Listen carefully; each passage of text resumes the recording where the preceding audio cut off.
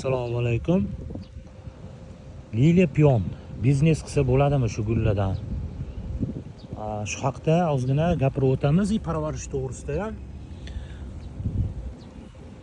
Biz o'zimiz buni orqasidan hali pul topib, bir nima deydi, hali zo'r bo'lib ketganimiz yo bo'lmasa bir pul topib turib, shuni orqasidan tirikchilik qilayotgan joyimiz yo'q hozircha. Lekin vaqt keladi. Hamma narsani o'zini payti bor. Vaqti kelganda hammasi chiqib ketadi. Shunaqa niyatimiz bor, shunaqa shunga yarasha harakatimiz bor. Liliyani boshda olganimda adashmasam 20 dona liliya olgandim. Hozir turli tumani bor. Bulardan ham 2 donadan bordi xolos. Bundan ham juda ko'p hozir.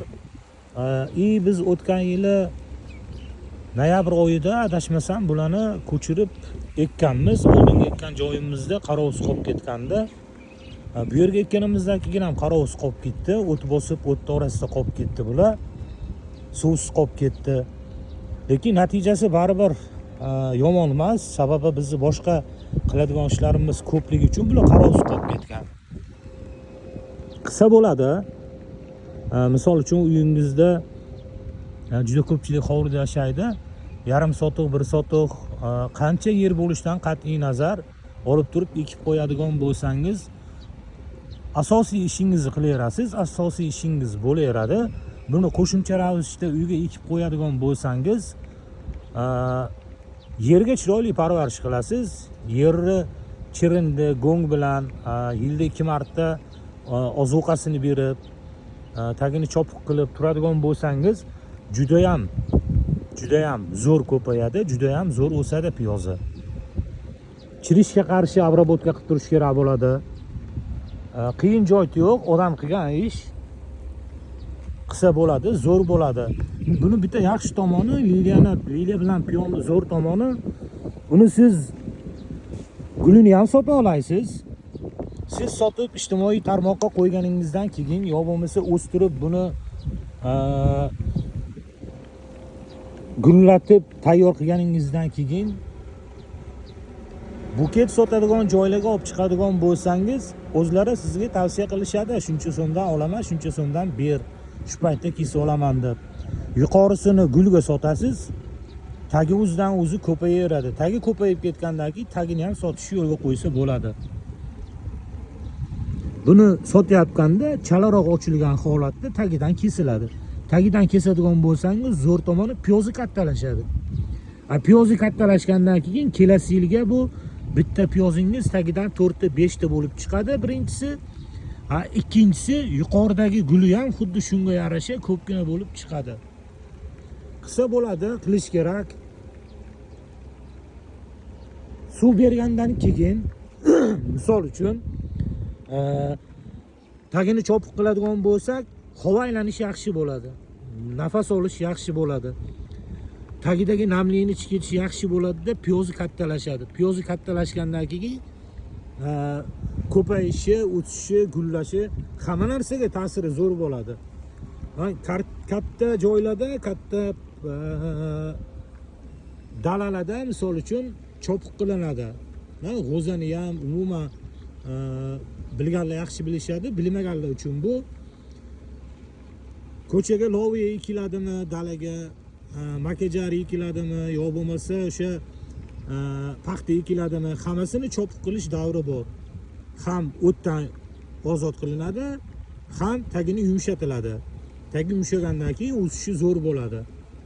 Misol uchun biz hali chopiq qilganimiz yo'q. Bu adashmasam 4 donadan olib kelganman, 4 xil sortini. Rossiyadan kelgan Mahroviy liliya bo'lib turib ekilgan buni. Hozir men bilmadim, hozir 100 taga yaqin bo'lsa kerak bu yerdacha. 100 ta bo'lmasa ham 50 tadan u yoqda gul bor. Mahroviy liliya bor. Bu kuzga borib turib piyozlari normalniy katta bo'ladi. Zo'r katta bo'ladi. Agar men buni hozir kurtagini olib tashlaydigan bo'lsam, piyozlari o'ta baquvvat bo'ladi. Buni yana bo'lib turib ekadigan bo'lsak, bu kelasi yilga 3 barobar, 4 barobar bo'ladi. O'shaning uchun uyda agoroti bor odamlar juda ko'p. Bekor yotgan yeri borlar juda ham ko'p. Eng asosiy ishni yerga qaratish kerak. Yeringiz zo'r bo'ladigan bo'lsa, yeringiz yumshoq bo'ladigan bo'lsa, ekkan gulingiz yo ekkan daraxtingiz nima bo'lishidan qat'iy nazar hammasi zo'r bo'ladi. O'shaning uchun eng asosiy e'tiborni yerga berish kerakda. Bundan keyin dasmaya qilasiz. Dasmayangiz shu guli bo'ladi. Imkon qadar zo'r sortidan 2 xil olasizmi, 4 xil olasizmi?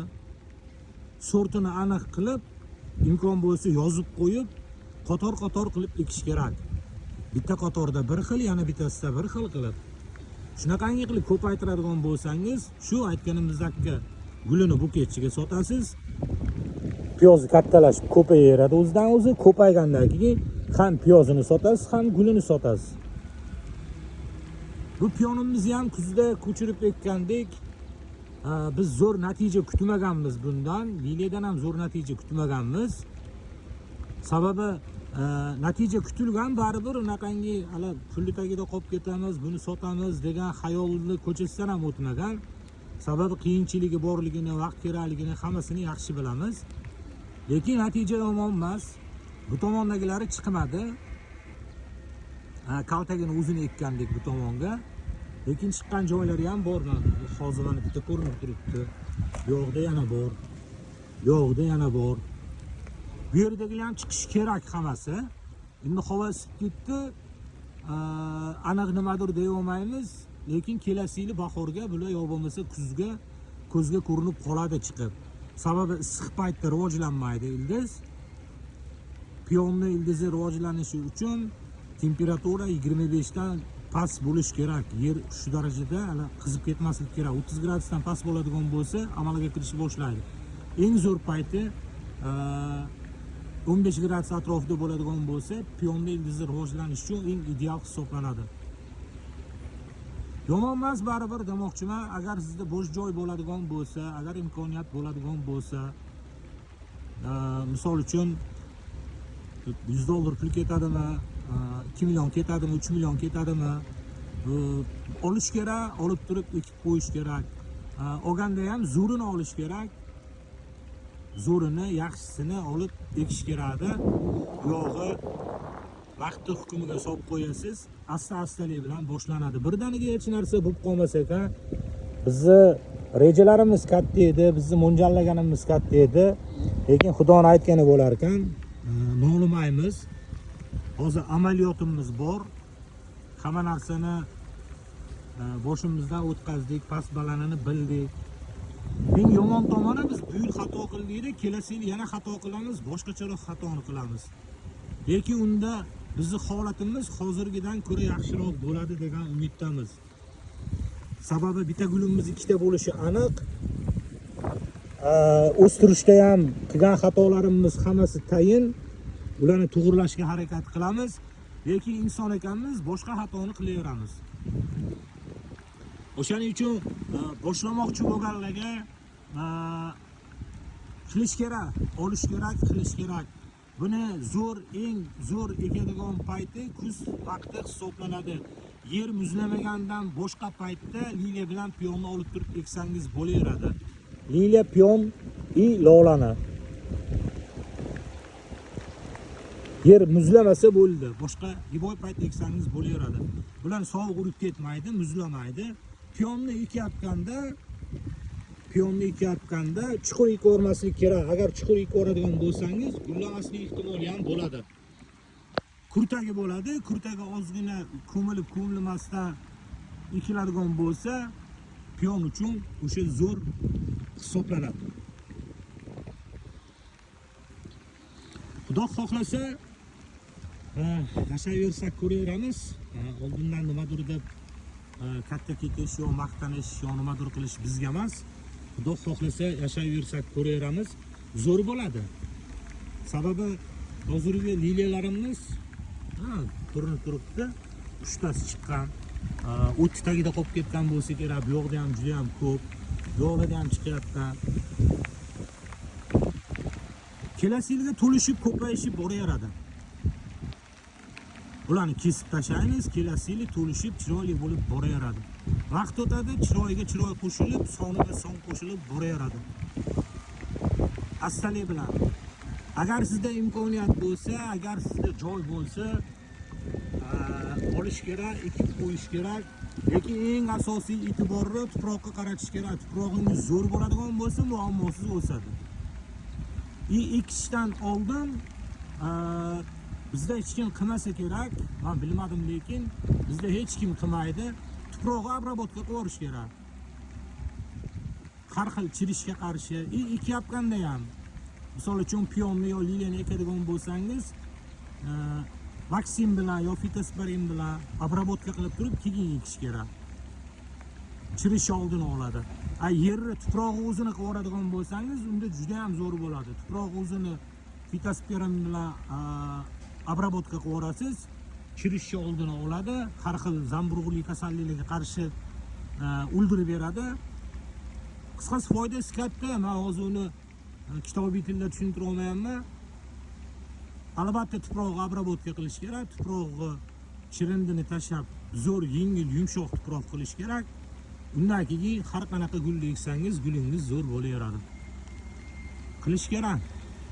Bu O'zbekistonda menimcha ochilmagan biznes qilayotgan odamlar qilyapkan. Lekin buni qiladigan bo'lsangiz, kam bo'lmaysiz. Xudo xohlasa kam bo'linmaydi.